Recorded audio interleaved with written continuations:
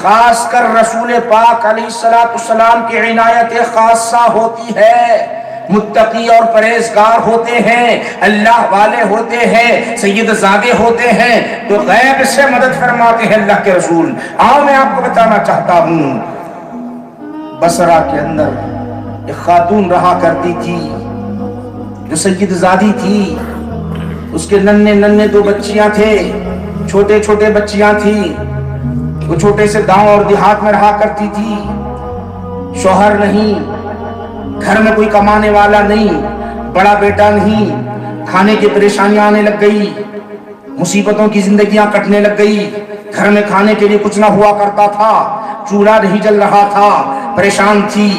اب وہ یہاں کچھ مانگنا چاہی، گاؤں میں مانگنا چاہی، لیکن من کہتا رہا، دل کہتا رہا میں سید زادی ہوں، لوگ مجھے پہچانتے ہیں، اگر میں یہاں پر مانگنا شروع کر دوں گی تو لوگ کیا کہیں گے، ایک سید زادی ہوتے ہوئے مانگ رہی ہے۔ دل گوارا نہیں کیا، وہ سید زادی بزرگان ملت سنو چھوڑ کر بصرہ جب آتی ہے، یہاں آنے کے بعد، اور بخارا کا بھی تذکرہ آتا ہے، بخارا جب آ جاتی ہیں، وہاں آنے کے بعد انہوں نے کیا کیا، وہاں آنے کے بعد سب سے پہلے شہر میں داخل ہوتے ہی ایک سیٹھ صاحب کا، امیر صاحب کا جو دولت مند ہے، اس کے گھر کا پتہ معلوم کیا، کیونکہ کئی دنوں سے بھوکی تھی، بچے بھی بھوکے تھے، یہ تو اپنے بھوک کو برداشت کر سکتی تھی، لیکن نن بچے تھے، چھوٹے چھوٹے جو بچیاں تھی، اس کو دیکھ نہیں پاتی۔ ماں کی ممتا جو ہوتی ہے، میرے بھائیوں میرے بزرگوں سنو، ماں کی جو ممتا ہوتی ہے وہ بے مثل ممتا ہوتی ہے، وہ لاجواب ممتا ہوتی ہے، اس کی کوئی مثل نہیں ہوتی۔ ماں کی محبت جو ہے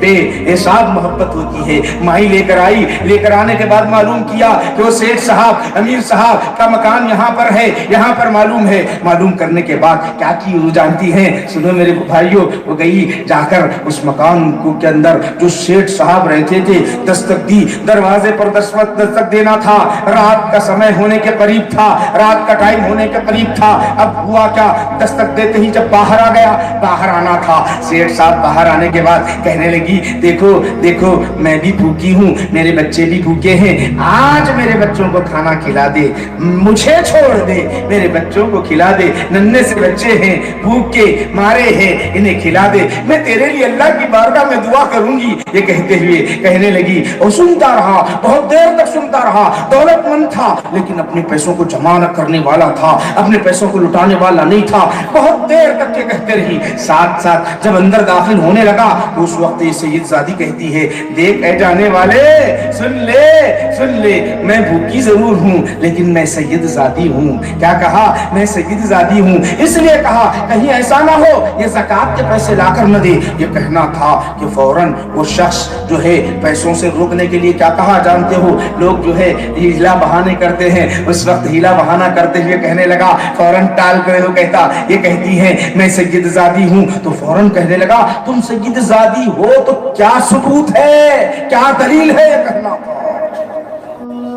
وہ بھوکی، نیا شہر، ننھے بچے، سید زادی کہتی ہے تو یہ پوچھتا کیا ہے، کیا ثبوت ہے، گھبرا گئی، اب ثبوت کہاں سے پیش کرے، خاموش رہی، اب زبان نہ کھولی، دل نے کہا کہ اب نہیں مانگوں گی، کچھ بھی ہو جائے مر جاؤں لیکن نہیں مانگوں گی۔ عہد کر لیا، ارادہ کر لیا، جب میں مانگنے کے لیے گئی میں نے کہا سید زادی ہوں تو یہ مجھے ثبوت پوچھتا ہے۔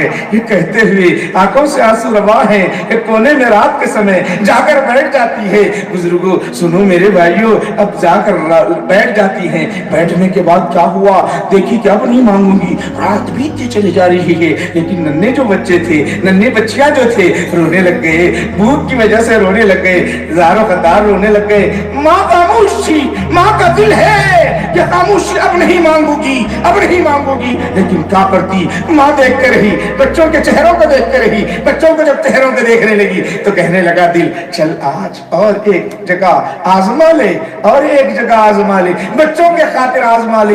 دل نے کہا، قدم اٹھائی، آگے بڑھی، آگے بڑھنے کے بعد ایک دروازہ تھا، دروازے پر دستک دی، تاریکی میں اندھیرے میں دروازے پر جب دستک دینا تھا، اندر سے ایک شخص دروازہ کھولتا ہوا آیا.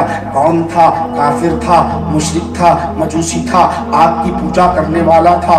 جب باہر آیا آتے ہی پوچھا کیا بات ہے؟ کہنے لگی یہ میرے بچے ہیں، چھوٹے سے بھوکے ہیں، ان کو کھانا کھلاؤ، میں تمہارے لیے دعا دوں گی. اور کہنے لگی کہ میں سید زادی ہوں. یہ کہنا تھا، سید زادی کا لفظ استعمال کرنا تھا. وہ کافر تھا، وہ مجوسی تھا، وہ مشرک تھا. کہنے لگا مائی اندر آ، تو مائی اندر داخل ہو جا. فوراً اندر بلایا. بلانے کے بعد بیوی کو اٹھایا، اٹھا کر کہنے لگا محمد عربی صلی اللہ علیہ وسلم کے خاندان کی گھر کے ہمارے پاس آئی ہے، جو کچھ ہے پکا لے، پکا کر ان کی خدمت کر لے. یہ کہنا تھا. سامعین کرام، رات کا وقت ہے، یہ بھوکے بچے، چھوٹے چھوٹے بچے ہیں. اب پکاتے رہی، گرم گرم پکاتے رہی، کھانا کھلاتے رہی. حضور نبی پاک علیہ الصلوۃ والسلام کے خاندان کے بچے جب نوالا اٹھاتے رہے، یہ بھی اٹھا کر کھلاتے رہی. کھانا کھا لیے، پیٹ بھر کر کھا لیے، بچے سو گئے.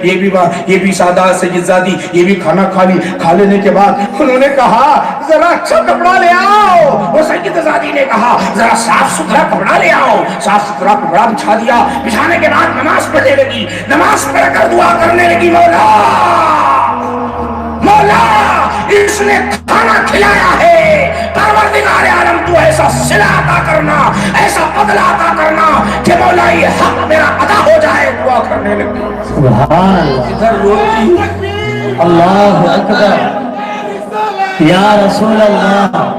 ادھر آنکھوں سے آنسو روا ہیں، ہاتھ اٹھے ہوئے ہیں، رب کی بارگاہ میں دعا کرتی ہے. دعا کرنا تھا کہ نبی کی عطا. میں آپ کو بتانا چاہتا ہوں نبی کی عطا، میرے نبی کی عطا. سنو سید زادے کے ساتھ نبی کی عطا کیا ہوتی ہے. ادھر آقا نبی پاک علیہ الصلوۃ والسلام، وہ جو سیٹھ تھا اس کے خواب میں تشریف لے آتے ہیں. سبحان اللہ. سیٹھ نے دیکھ لیا، خواب دیکھ رہا ہے، نبی کے چہرے کو دیکھ لیا. آقا کے چہرے کو دیکھنا تھا. پریشان ہو گیا. میں تو گناہگار، میں تو خطا کار، میں نے کبھی کوئی ایسی نیکیاں کی ہی نہیں ہے. نبی کے چہرے کو دیکھ رہا ہوں، کیا بات ہے. حیران ہو گیا. حیرانی میں پوچھا یا رسول اللہ. آقا نے فرمایا نام. دیکھ کر تعجب، خوش ہونے لگتے. تو آقا نے فرمایا ادھر بھی تو دیکھ. اشارہ کیا. میرے نبی نے اشارہ کرنا تھا. جنت بتا دی گئی، جنت کی حور، جنت کے باغات، جنت کی نہریں، جنت کی خوشبو دیکھ کر حیران رہنے لگ گیا. بڑی حسین جنت تھی. پریشان ہو گیا، پوچھنے لگا یا رسول اللہ یہ جنت تو بڑی پیاری ہے، میں جسے دیکھ رہا ہوں یہ کس کے لیے ہے. آقا کی بارگاہ میں پوچھنے لگا یہ کس کے لیے ہے.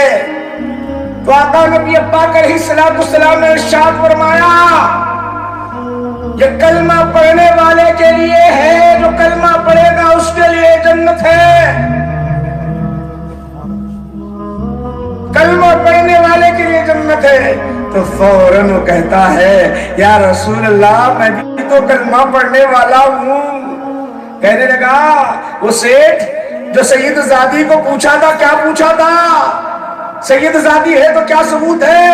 اب وہ خواب میں رسول کو بھی دیکھ رہا ہے، رسول کو دیکھنے کے ساتھ جنت بھی دیکھ رہا ہے. جنت جب بتائی گئی تو پوچھا یا رسول اللہ یہ جنت کس کے لیے ہے؟ آقا نے فرمایا کلمہ پڑھنے والے کے لیے ہے. تو فوراً وہ کہتا ہے میں بھی تو کلمہ پڑھنے والا ہوں. آقا نے پوچھا ثبوت کیا ہے بتا،